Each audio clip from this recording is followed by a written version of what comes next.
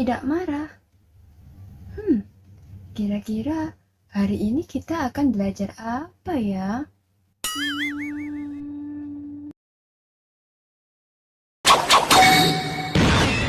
Assalamualaikum warahmatullahi wabarakatuh. Bagaimana kabar kalian hari ini anak-anak? Semoga kalian semua selalu diberi kesehatan dan selalu berada dalam lindungan Allah Subhanahu wa Ta'ala. Baiklah anak-anak, sebelum kita memulai pembelajaran, marilah kita membaca doa terlebih dahulu. Bismillahirrahmanirrahim. Rabbi zidni ilma warzuqni fahma. Amin ya rabbal alamin. Semoga Allah Subhanahu wa Ta'ala memudahkan kita untuk mempelajari materi hari ini. Tetap semangat ya anak-anak.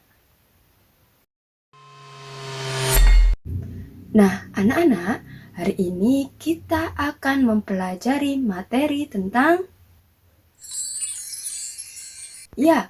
perilaku yang mencerminkan pemahaman terhadap ibadah sholat.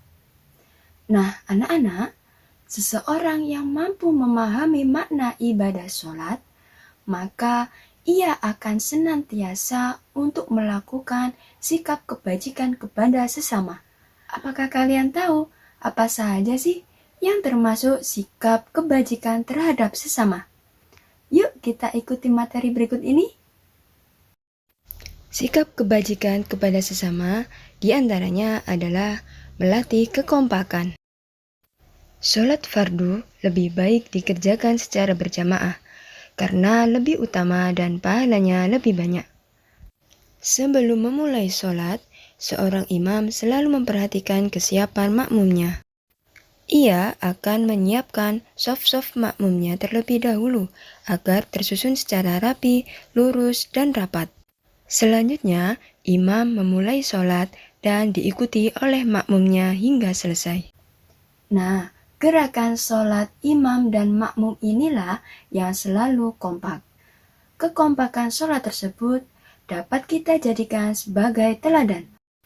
Misalnya, kekompakan dalam kerja bakti membersihkan sekolah. Selanjutnya adalah mematuhi perintah ketua kelompok. Dalam sholat berjamaah, imam selalu diikuti oleh makmumnya. Mulai dari takbir, ruku, sujud, tasyahud, dan gerakan imam lainnya selalu dipatuhi makmumnya. Sepanjang sholat imam benar, maka harus diikuti oleh makmumnya. Makmum tidak boleh mendahului gerakan imamnya. Begitu pula dalam kehidupan sehari-hari. Seseorang yang memahami ibadah sholat, maka ia akan mematuhi perintah ketua kelompoknya.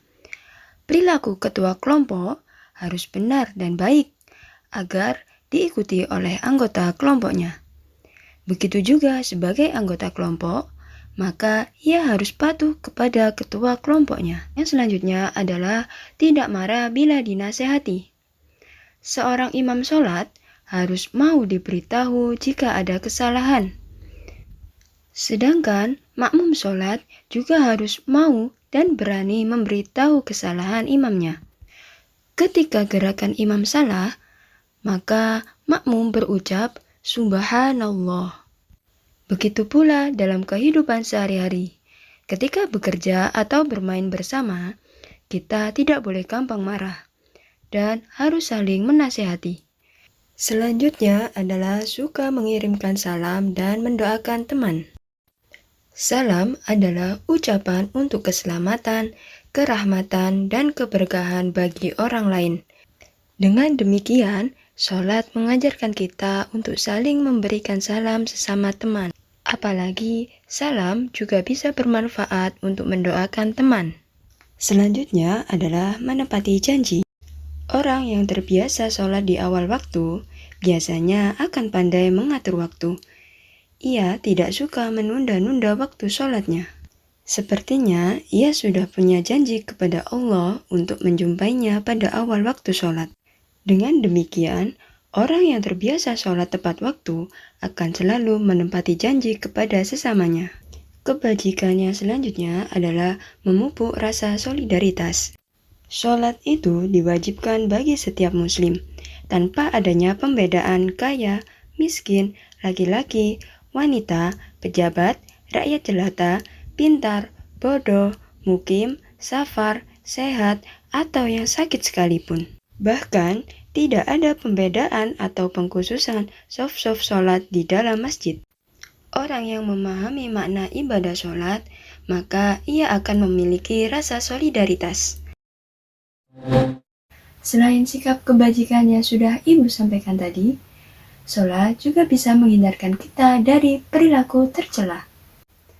Nah, perilaku apa saja sih yang bisa kita hindari ketika kita memahami makna ibadah sholat?